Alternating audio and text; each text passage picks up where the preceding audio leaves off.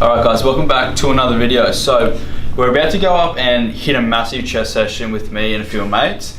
What I thought I'd do is show you guys the sup shop finished. So in a couple of videos back, you would have seen me behind the desk and whatnot when it was all still getting put together, but now everything's done. We're going to be having an opening day on the 12th of May. So I mean, if you're around the Kingscliff area for that, make sure you come on by and say what's up. So basically this is the shop. So we've got a massive range. I would say we have one of the biggest ranges in Tweed Heads by far. I mean, you've got all your whey proteins. I mean, up the front here, you got two islands full of just mass gainers, I guess, up the front of the shop. We are getting some more clothing. So right now, I am designing some new clothing that's going to be coming for Supplement Basics, which is going to be really good quality because we're going to be using AS Color prints. Also, we've got a massive accessories range over here. We've got a full vegan range as well. We've also got the full ATP Science range. So that's pretty cool to have in store. And then over here, you've got all your pre-workouts. So I mean, we've got Ghost in store. That's a pre-workout we'll be using today, Ghost. It's a pretty decent pre-workout because you don't get any crashes. Then you got all your fat burners. You've even got a women's range over there on the left that you're seeing. And then you've got 2 shelves of amino acids. So we basically have everything you need, and that's how I've set out this store. You shouldn't have to go anywhere else. So guys, if you're watching the video and you are around Tweed Heads area, Coolangatta, Kingscliff, wherever you are, just come on down and pop your head in store and say what's up and check out our range. Anyway guys, I'm going to chug down my pre-workout because I'm using Ghost at the moment. I'm going to smash a chest workout and we're going to hop into an edit.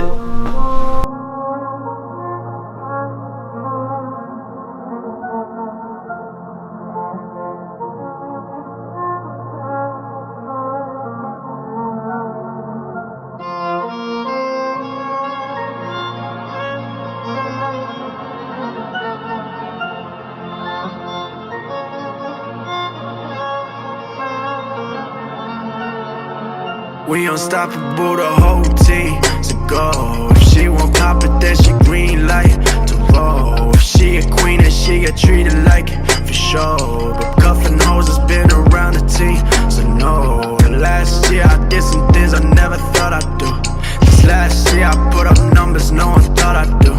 I need the Wraith and a place to live, you can't get in. I see the hate, but all the words fall on deaf ears. Silence, we want no distractions. If I said I'll make it happen, then I know it happened. I barely sleep, I live on fancy caps and taking naps and get cold feet, trying to find my step and get the traction. Yeah, your fake beefs, lame, you staging. Whoa, I fuck bitches off my stage name. Whoa, we not even in the same lane. Whoa, stick to aiming for your Triple J place. Whoa, they doubted them, but now they show me love undoubtedly.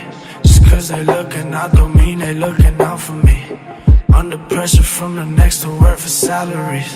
I got bigger plans, hit me in a year and ask me how it's working out for me. I'm good, way I see it, if I'm doing what I want, then I'm living. If I'm living, then I'm winning, yeah. Alright, so it is the next day guys. It's now Monday morning, early, hence why I look really crushed. I've been out and pissed all night. But anyway, moving forward. The main subject I wanted to be touching up on is have I lost all my gains? Because I think people get a massive misconception. If you are, say, there is this example that I can use is if you're in deficit, you have a cheat day. I mean, not a cheat day, a cheat meal or a refeed day, because you wake up the next morning and you're holding a lot more water. That's all it is, it's water. But people get a misconception that they've lost all their gains because they wake up the next morning and they look fluffy. They've basically lost 4 weeks of dieting, it's just down the drain, and they've put on body weight. I want to tell you that if you're someone like that, you think too much into things, it's wrong. So all you're doing is you're carrying a little bit more water than what you usually would be. The reason why this is because it's very straightforward and very simple. You've been in a caloric deficit for how many weeks? You've been eating a certain amount of carbs, fats, and proteins every single day, 6 days a week. You all of a sudden then put all these carbohydrates, mainly sugars, into your body. Your body's obviously going to react in obviously a negative way. That's straightforward. I'm not going to say, oh yeah, positive way, you're going to do this, and that, you're going to grow heaps. In a negative way. So you're going to be holding a lot of water, So what do you do the next day? So a lot of people will the next day go to a massive cardio session, like high intensity, just to try and, oh my god, I need to do a massive amount of cardio because I need to get in another caloric deficit. It's Monday, I'm losing a day. No, you need to settle down. So you're on a plane, you're on like a bit of a plane ride, you land and your legs are a little bit bloated. All that is water retention. What happens the next day, that goes. Same with your diet after a cheat day or a refeed day. After that Monday, you're going to be fine. So my best advice to anyone who's waking up the next morning and doing all this cardio is to stop it. Don't. Your body's already in a caloric deficit 4 or 6 days out of the week. Even with that cheat meal or refeed day, your body is most likely still in a caloric deficit for that entire week. You can't think about just one day's total of calories. You need to think about the whole weeks, because if you put all the weeks together for a daily sum of calories, say you're having 1,000 calories a day, over 7 weeks, that's 7,000 calories a day. If your maintenance is 2,000 calories a day, 2 times 7 is 14,000 calories a day. So if on that Sunday you're having maybe 4,000 calories, you're still in a deficit, if that makes sense, because you've got to think about the whole entire week of being in a deficit. So my advice to make you mentally think right the next morning is don't do cardio. That's going to drain you out for the rest of the week. You're doing extra cardio that your body does not want to do. What I recommend you doing, if you want to, on the day, on the Sunday or whatever day it may be, train. Maybe your rest day, but if you feel like you're up to it that afternoon, after you've consumed a fair amount of carbs or after that cheat meal, go and train if you can and you will get a really good pump. Now, that's fine if you can't train that day. I'm not going to say, yes, go train, you have to train. Don't train that day if you don't want to. If your body's fucked, have a rest day. What I would suggest you do is, if you can't hit a session in on that Sunday, the next morning, hit a weight session. Now, I know that you might be thinking, oh, you said don't do cardio, why would you do weights? Don't do cardio, do a weight session. Don't do a weight session fasted either. Get at least a protein shake into you, because I'll probably put money on it that your protein intake for that refeed day or cheat meal was lower than usual. So get a protein shake in you at least, and have a light carbohydrate and a little bit of fat to fuel that workout. You still don't want to run the risk of burning muscle, because your body is still, or it should still be, in a caloric deficit for the entire week.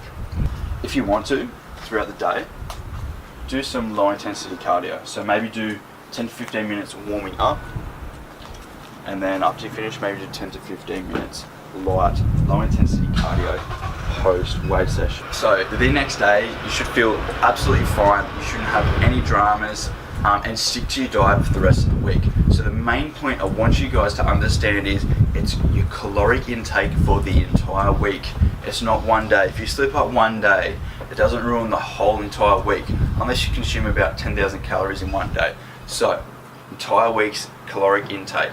Like I said, 1,000 calories for your deficit for the whole week is 7,000 calories. Your maintenance may be 2,000, so that's 14,000 calories. As long as you're hitting under that, you're in a caloric deficit. Keep your cardio up, keep your weight sessions up, and you got to remember, all these carbohydrates in your body are going to fuel that workout. So use that as a driver mentally for your next workout the next day, that you should get a massive pump and you should be feeling on top of the world. So don't beat yourself up over the mirror. Don't look at your mirror that day. Don't weigh yourself that day, because mentally that's going to mess you with your brain. But just go throughout your day how you normally would when you're in this deficit, and train. If you're doing a little bit of cardio, don't do HIIT. Unless, do HIIT if it's in your workout plan, if your coach has done that or you're planning on doing that. But hey, everyone has different opinions and whatnot. Stick to low intensity cardio if you want to, and do your weight session.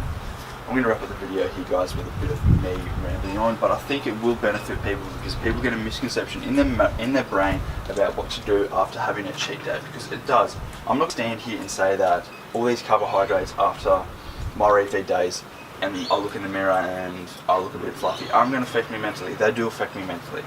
So what I'm going to do now, I'm going to go for a low intensity walk, because I can't do my weight sessions until about 6:30 at night time. So I want to get a little bit done. Now I'm not going to go for a run, I'm not going to go for an hour walk, I'm going to go for about a 20-minute walk at a steady pace. So that's what I'm going to do, and then hit a weight session tonight after eating. Don't starve yourself throughout the day. Keep eating your normal diet and you'll be sweet. Till then guys, if you like this video, give it a like, subscribe to my channel. I'll see you guys in the next one.